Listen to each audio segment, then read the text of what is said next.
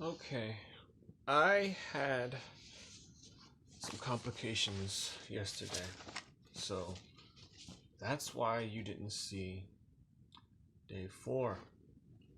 So I'll be uploading twice today. One for day 4 and one for day 5, which is today. Okay, so let's keep going with this. The case against vaccination. Now,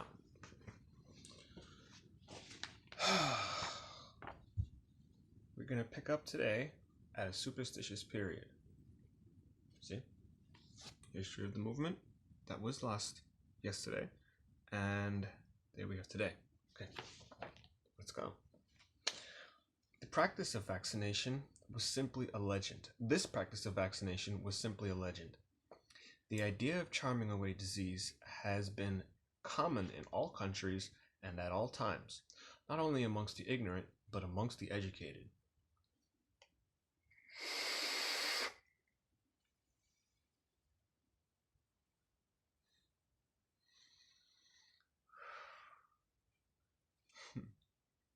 In old herb books we find how much the remedies for certain diseases depend on the jingle of the names, and there is no doubt that the way in which the idea got amongst the dairymaids that a person who had cowpox never had smallpox depended upon the jingle of cowpox and smallpox, and it was this which had such an extraordinary effect upon the mass of the people at the time. In the old herb books, for instance, we find that if you want to prevent suffering from the bite of a mad dog, you must carry a herb called hound's tongue. And again, to prevent the ill consequences of a dog bite, you must take a portion of the root of a dog rose. This kind of thing was common at the time.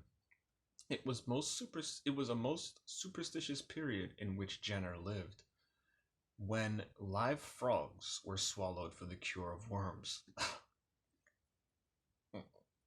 When cow dung and human excreta were mixed with milk and butter for diphtheria. Yum, yum, yum, yum, yum, yum, yum. Eat it up, eat it up. God, away from me. When the brains of a man who had died a violent death were given in teaspoonful doses for the cure of smallpox.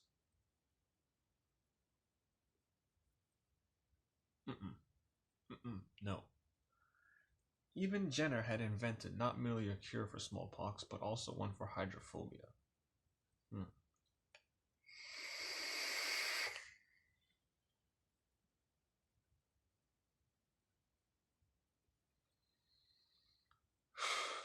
Which takes quite the steam out of Pasteur's treatment. All you had to do was duck the man who had been bitten 3 times in a stream of running water, only taking care that each time you ducked him, life became almost extinct.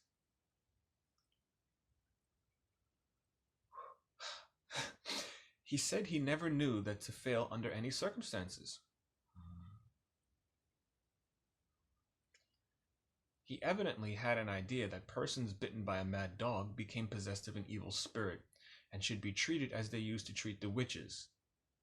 So much for Jenner. When he first of all heard the story of the cowpox legend that the dairymaids talked about, that if only you had cowpox, you can't have smallpox, he began to mention it at the meetings of the Medical Convivial Society, where the old doctors of the day met together to smoke their pipes.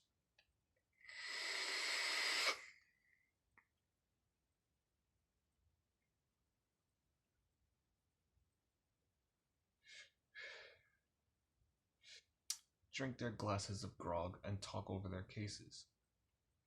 But he no sooner mentioned it than they laughed at it.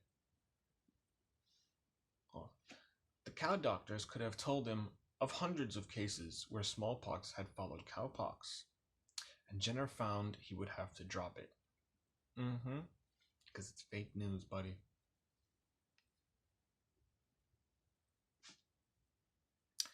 Jenner's experiments. In 1796, however, he performed his first experiment, as it is called. He took a boy named James Phipps and inoculated him with some lymph which he took from a cowpox vesicle.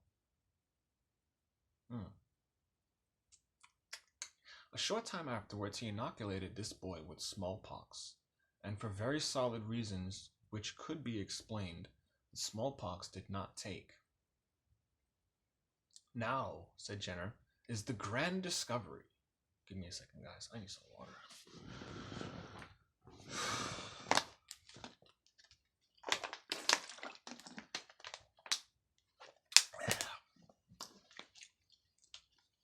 That's the trade-off for that delicious flavor down there.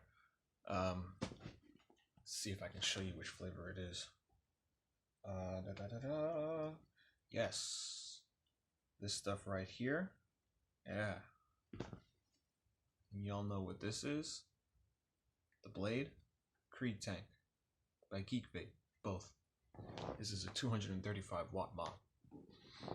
And I don't remember what coils are in this Addy right now. But let's keep going. Now, said Jenner, is the grand discovery. This will answer my purpose, and I shall soon be able to get another paper for the Royal Society to follow in the wake of the glorious cuckoo, which has been wittingly termed the bird that laid the vaccination egg. That was in 1796, and we are close upon the century since that wonderful experiment. Russia is preparing to celebrate it, and the Bristol medical men are sending round for their subscriptions for $1,000 in order to purchase the relics of this wonderful man, such as his snuff box. Give me a second, guys. I'm going to need a refill for this.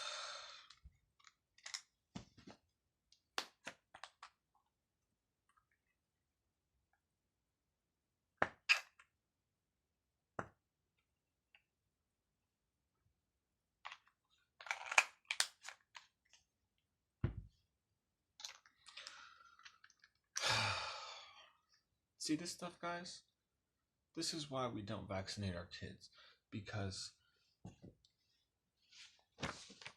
this is not... Jenner didn't base his science on science. It's not science. It's old herb, old fake witchery. Witch doctorism. But with disgusting things. You will know them by their fruits. You know what I'm saying, man. People out there, yeah, you want to know about vaccines? I didn't write these. This isn't my information. This is history.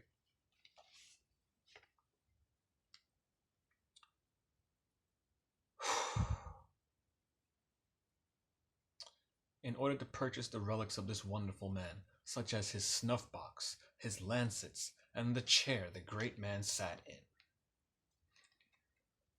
to put in the museum of the Bristol University. I have noticed that the doctors have omitted one important article, which appeared in the Bristol exhibition, a hair from the tail of the first cow that supplied the vaccine lymph. I am sorry they have left that out. I am sure nothing would so stir the hearts of the coming race of medical men as an evidence of belief in the principle contained in the old herb book by which a person had to carry the hair of the tail of the dog that bit him. I do not know whether the sensation from Russia is going to filter through to England.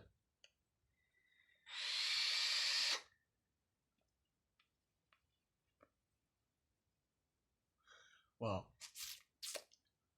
I don't know if the Democrats are going to allow America to have a legal outlook on vaping the way that the UK does. A medical outlook on vaping the way that the UK does. That would be nice. But then again, they're Democrats. Don't expect the best. Anyway.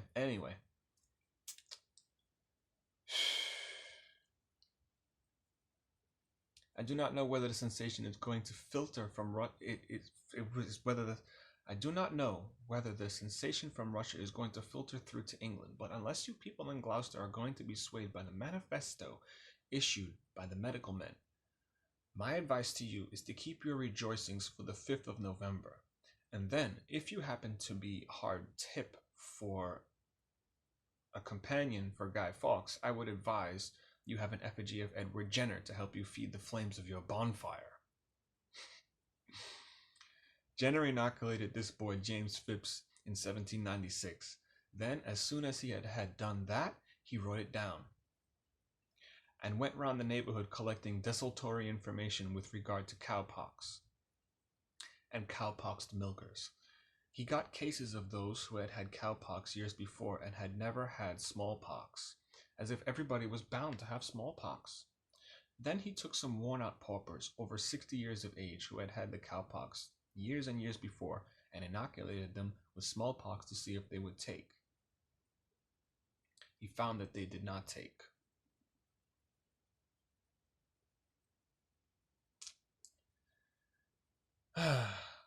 Because as people get advanced in life, they are more or less proof against it. This, said Jenner, is the grand proof of the value of inoculation of cowpox as a preventative of smallpox. And with that, I will end this video. Guys, I hope you enjoyed this. Like I said, this is not my information. I didn't spend hours and hours and hours typing up an entire fat binder of knowledge. Okay, so as they say in the to the vaccination lobby, this is what they read and weep. Okay, this is what they don't want parents to know.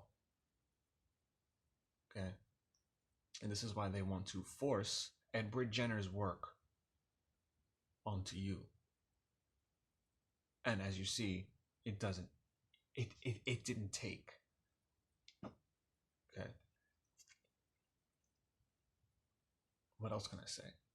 Godspeed, Patriots. Hail the flag. Love y'all. It's a brave new world out there, man.